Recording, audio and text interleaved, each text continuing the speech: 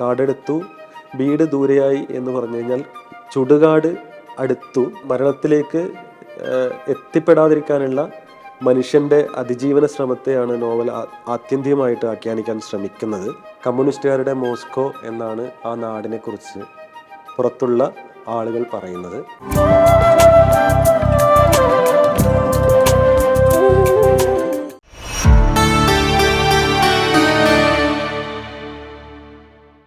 സാഹിത്യത്തിൻ്റെ വഴികളിലേക്ക് അങ്ങനെ ആഗ്രഹിച്ചോ ബോധപൂർവമായോ എത്തിപ്പെട്ട ഒരാളല്ല ഞാൻ. അപ്പോൾ അതെങ്ങനെ സംഭവിച്ചു എന്ന് ചോദിച്ചു കഴിഞ്ഞാൽ അതിലേക്ക് ഞാൻ ജനിച്ച നാട് എന്നെ കൊണ്ടുപോവുകയായിരുന്നു എന്ന് പറയാം. ഞാൻ കാസർഗോഡ് ജില്ലയിലെ മടിക്കൈ എന്ന ഗ്രാമത്തിലാണ് ജനിച്ചത്. കമ്മ്യൂണിസ്റ്റുകാരുടെ മോസ്കോ എന്നാണ് ആ നാടിനെക്കുറിച്ച് പുറത്തുള്ള ആളുകൾ പറയുന്നത്. എവിടെ തിരിഞ്ഞു നോക്കിയാലും കമ്മ്യൂണിസ്റ്റുകാരും അതേപോലെ തെയ്യങ്ങളുമുള്ള ഒരു നാടാണ് എൻ്റേത്. അപ്പോൾ ആ നാട്ടിലുള്ള മനുഷ്യരുടെ ജീവിച്ചിരിക്കുന്നവരും മരിച്ചുപോയവരുമായിട്ടുള്ള മനുഷ്യരുടെയും ജീവജാലങ്ങളുടെയും പ്രകൃതിയുടെയും കഥകളാണ് എൻ്റെ എഴുത്തിൽ കടന്നു വന്നിട്ടുള്ളത്. അങ്ങനെയുള്ള എഴുത്തിലേക്ക് യാത്ര ആരംഭിക്കുന്നതിന് പിറകിൽ പ്രവർത്തിച്ചിട്ടുള്ള പ്രധാനപ്പെട്ട ഒരു കാരണം എന്ന് പറയുന്നത് എൻ്റെ വീടിന് തൊട്ടടുത്തുള്ള ഗ്രാമീണ വായനശാലയാണ്. ഇപ്പോൾ അത് KP രൈരൂശൻ എന്ന കമ്മ്യൂണിസ്റ്റുകാരൻ്റെ പേരിലാണ് ആ വായനശാല അറിയപ്പെടുന്നത്. ആ വായനശാലയിൽ നിന്ന് വായിച്ചിട്ടുള്ള പുസ്തകങ്ങളാണ് കഥ എഴുതാം, നാട്ടിലെ കഥ എഴുതാം എന്നുള്ള ആഗ്രഹത്തിലേക്കും എന്നുള്ള തോന്നലിലേക്കും എന്നെ നയിക്കുന്നത്. എൻ്റെ കഥകളിൽ ഏറെയും കടന്നു വന്നിട്ടുള്ളത് ഞാൻ ജനിച്ച മടിക്കൈ എന്ന നാട്ടിലെ മനുഷ്യരുടെയും ജീവജാലങ്ങളുടെയും പ്രകൃതിയുടെയും അനുഭവങ്ങളും മറ്റ് കാര്യങ്ങളുമൊക്കെ തന്നെയാണ്. ഇപ്പോൾ 12ാമത്തെ പുസ്തകമാണ്.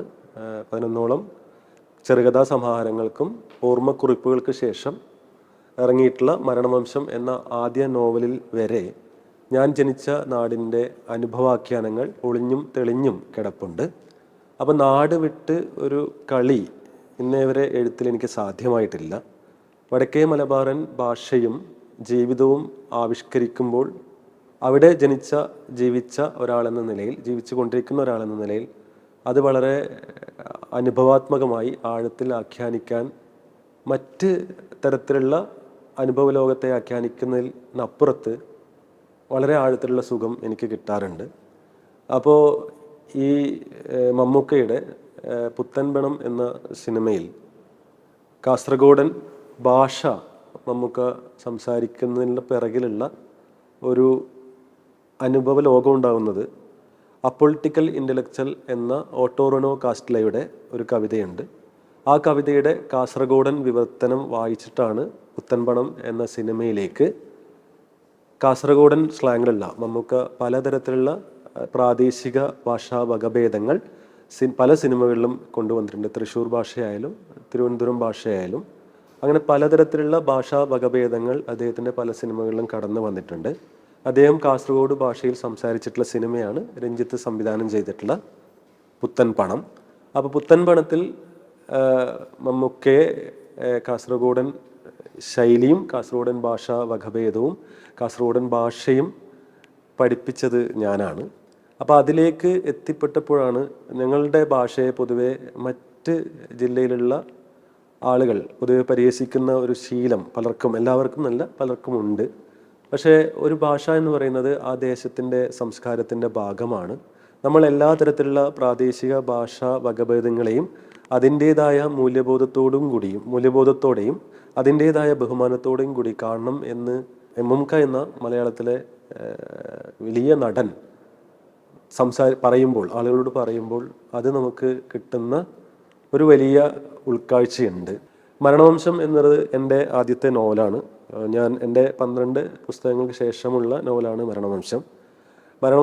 ഒരു ബ്രിട്ടീഷ് പൂർവ്വകാലം മുതൽ 2000 വരെയുള്ള എർക്കാന എന്ന കാസർഗോഡ് ജില്ലയിലെ കാസർഗോഡിനും കർണാടകത്തിനും അതിരായി കിടക്കുന്ന ഒരു ദേശത്ത് സംഭവിക്കുന്ന പ്രതികാരത്തിൻ്റെയും പ്രണയത്തിൻ്റെയും ഒരു മരണത്തിൻ്റെയും പലതരം മരണങ്ങളുടെയും പലതരം പ്രണയങ്ങളുടെയും പലതരം പ്രതികാരങ്ങളുടെയും ഒരു നിതാന്തമായിട്ടുള്ള യാത്രയുടെ കഥയാണ് മരണവംശം. അതിൻ്റെ ഒരു മരണത്തിൻ്റെ യാത്ര യാണ് മരണവംശം എന്ന് പറയാം. അതേപോലെ പ്രണയത്തിൻ്റെ യാത്രയാണെന്നും മരണവംശം പറയാം. പ്രണയത്തിൻ്റെ യാത്രയാണ്, പ്രതികാരത്തിൻ്റെ യാത്രയാണ് മരണം വംശം എന്ന് പറയാം. ഇതൊരു 100-ലധികം കഥാപാത്രങ്ങളുള്ള, അത് കാസർഗോഡിനും കർണാടകത്തിനും ഇടയിൽ കിടക്കുന്ന മനുഷ്യരുടെ ഭാഷയും ജീവിതവും ഭാഷാ വകഭേദവും ഒക്കെ കടന്നു വരുന്ന ഒരു നോവലാണ്. ഈ നോവലിലേക്ക് ഞാൻ എത്തിപ്പെടുന്നത് ആ നോവൽ ഒരു സംഭവിച്ച കഥയെ അധികരിച്ചുള്ള ഒരു ആഖ്യാനമാണ്. അപ്പോൾ ആ സംഭവിച്ച ദേശത്ത് ഞാൻ എത്തിപ്പെടുകയും ആ ദേശത്തെ മനുഷ്യരോടും ആ ദേശത്തുള്ള മറ്റ് പല അനുഭവ ലോകങ്ങളോടും കൂടി സഞ്ചരിക്കുകയും സഹവർത്തിക്കുകയും ചെയ്തതിൻ്റെ പശ്ചാത്തലത്തിലാണ് മരണവംശം എന്ന നോവൽ സംഭവിക്കുന്നത്. കൊല്ലാനും കൊല്ലപ്പെടാതിരിക്കാനും മരണത്തിലേക്ക് എത്തിപ്പെടാതിരിക്കാനുള്ള മനുഷ്യൻ്റെ അതിജീവന ശ്രമത്തെയാണ് നോവൽ ആത്യന്തികമായിട്ട് ആഖ്യാനിക്കാൻ ശ്രമിക്കുന്നത്.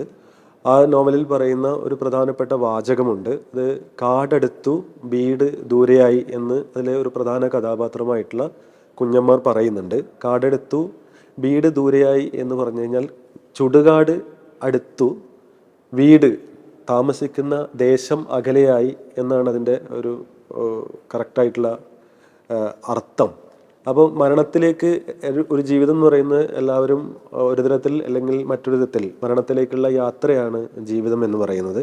പക്ഷേ മരണവംശത്തിലെ കഥാപാത്രങ്ങളൊക്കെ തന്നെ ഒരു തരത്തിൽ അല്ലെങ്കിൽ വേറൊരു തരത്തിൽ ഹ്രസ്വമായ കാരണങ്ങൾ കൊണ്ട്, പലവിധ കാരണങ്ങൾ കൊണ്ട്, അവൻ തന്നെ ഉണ്ടാക്കുന്ന കാരണങ്ങളാവാം, അല്ലെങ്കിൽ സമൂഹം അടിച്ചേൽപ്പിക്കുന്ന കാരണങ്ങളാവാം, അല്ലെങ്കിൽ അവന് ചുറ്റും നിൽക്കുന്ന മനുഷ്യർ ഉണ്ടാക്കിയെടുക്കുന്ന ഒരു വലയിൽ കുടുങ്ങിക്കിടക്കുന്ന കാരണങ്ങൾ കൊണ്ടാവാം മരണത്തിലേക്ക് ഹ്രസ്വമായി ജീവിതം അവസാനിപ്പിക്കേണ്ടി വന്ന, അല്ലെങ്കിൽ മരണത്തിലേക്ക് പെട്ടെന്ന് യാത്രയാവേണ്ടി വന്ന മനുഷ്യരുടെ നിസ്സഹായതയും സങ്കടങ്ങളും സംഘർഷങ്ങളുമാണ് മരണവംശം ആവിഷ്കരിക്കാൻ ശ്രമിക്കുന്നത്.